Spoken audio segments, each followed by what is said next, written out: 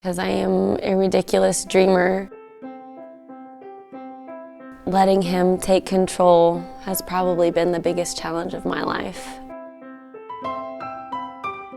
Although I wouldn't call myself a perfectionist by any means, not at all. I prefer to do things myself. I think most of my life I've struggled with just trusting people, trusting God with anything. The main challenge for me has been allowing God to do things for me, even though I know they're not exactly the way I want them to be done or what I want to do.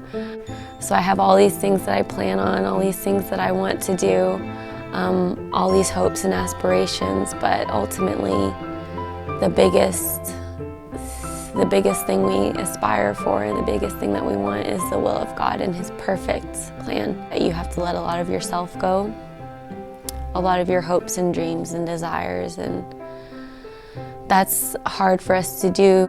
It's amazing how the Lord changes all these constant emotions, battling with fear and doubt and trust issues, and the Lord replaces it with complete and total joy.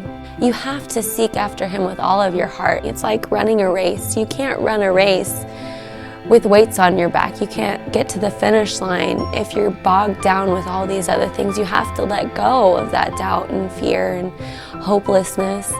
And you have to just trust in Him, and no matter what leg of the race you're on, if you're way behind, just know that He's still at the end. He's still at the finish line, and He's pushing you along the way, encouraging you.